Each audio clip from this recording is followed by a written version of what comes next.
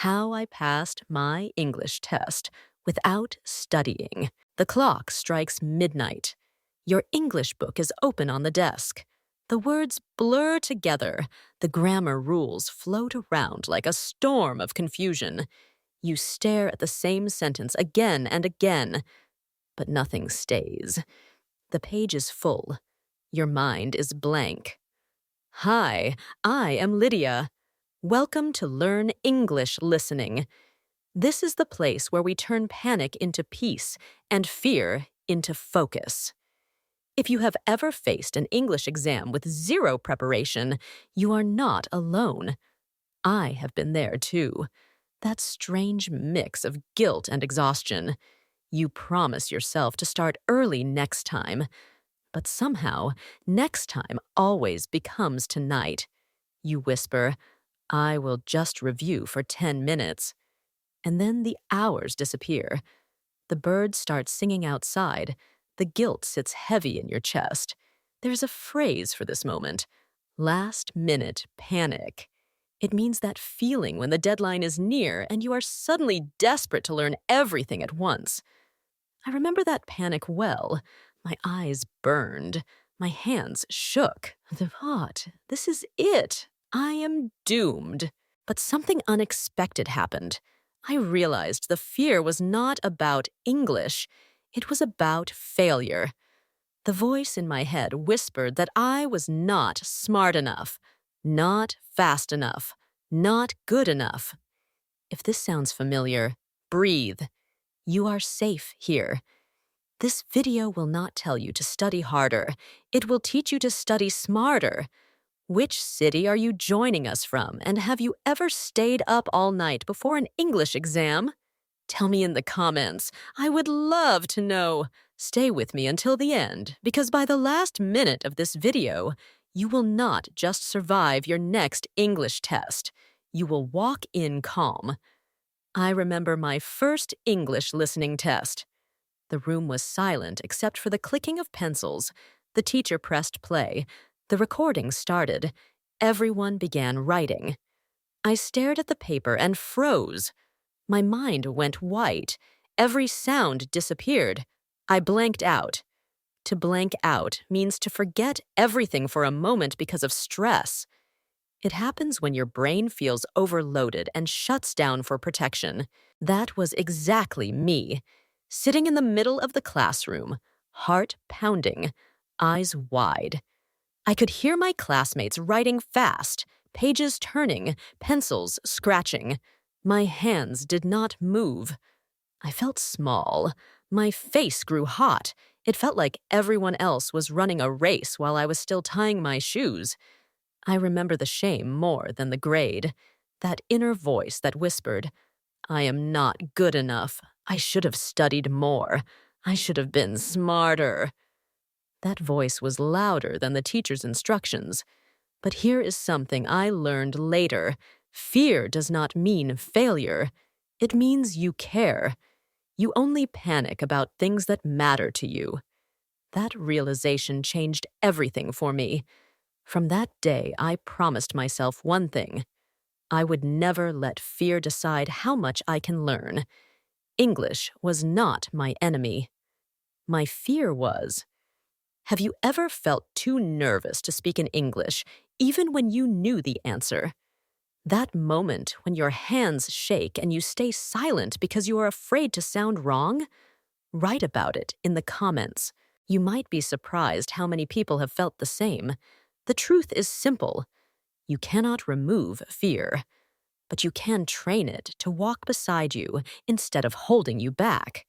In the next part, I will show you the secret that helped me calm down, even when I had not studied a single word.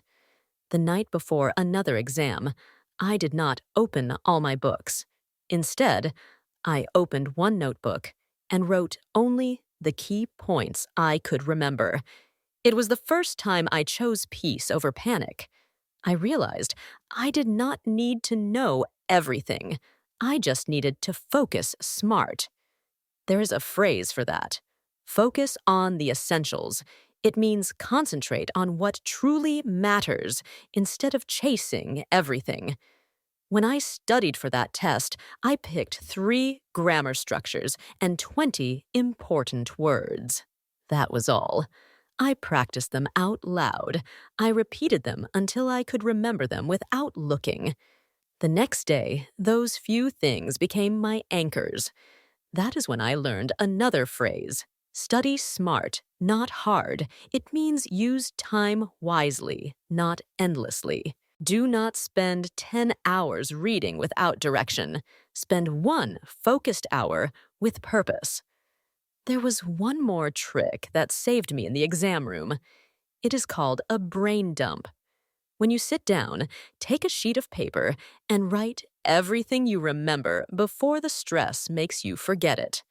All the words, all the formulas, all the ideas. It organizes your thoughts and clears your mind. Research shows that writing information by hand can improve memory by 40%.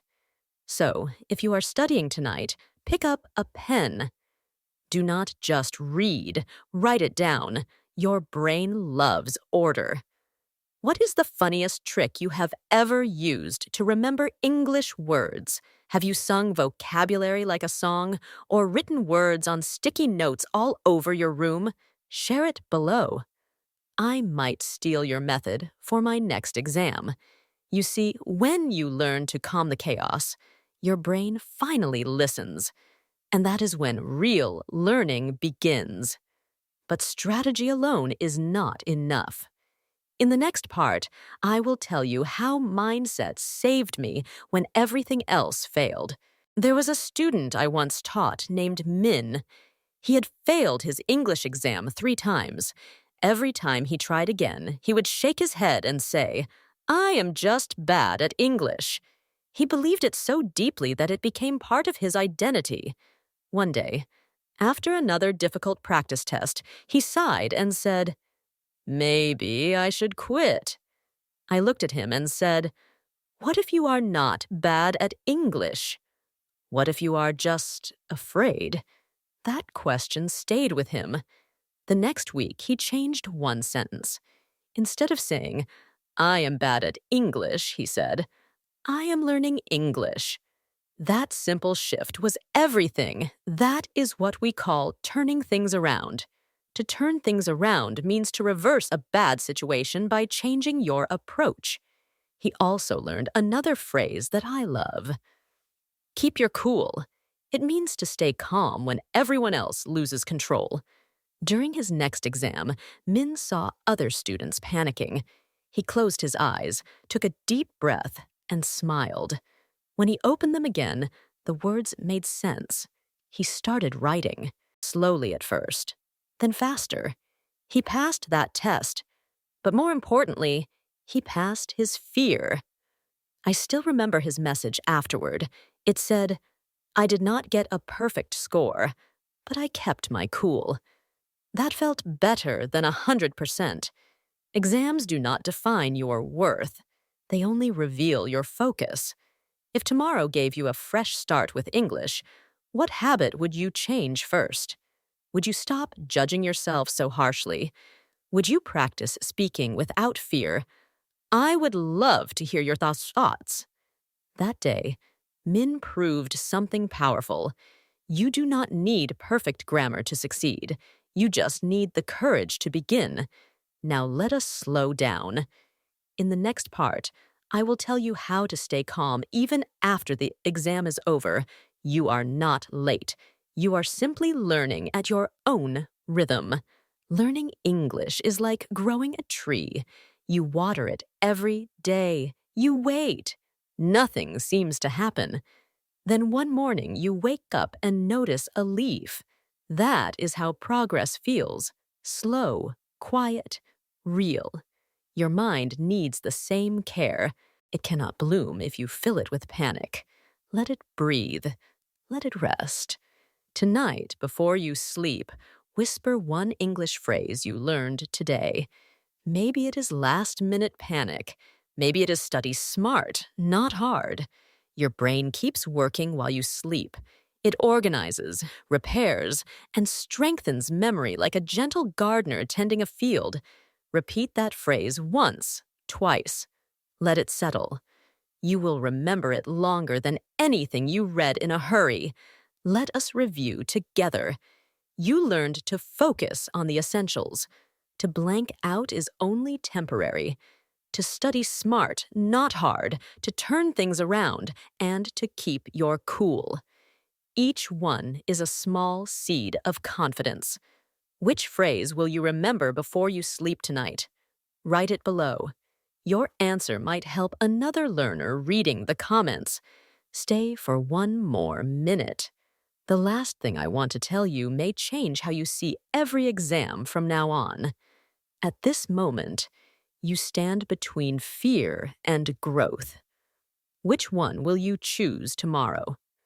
The clock strikes midnight again, but this time, you are calm. The book is still open, but your heart is quiet. You know now that perfection is not the goal, presence is. Tomorrow, you might not remember every word. You might still forget a grammar rule or two, but you will walk into that room with peace instead of panic. And that will change everything. Remember this: the test will pass, the results will fade, but the courage you found today will stay. If this message gave you courage, share it with a friend who is also studying English. Maybe they need to hear these words tonight, and subscribe to keep walking with us, one calm lesson at a time. Every week, we listen, learn, and grow together. The next time you open your book at midnight, do not see a problem, see a possibility. Because every test, every mistake, every blank page is simply an invitation to begin again. Sleep well tonight. Your journey with English has already begun.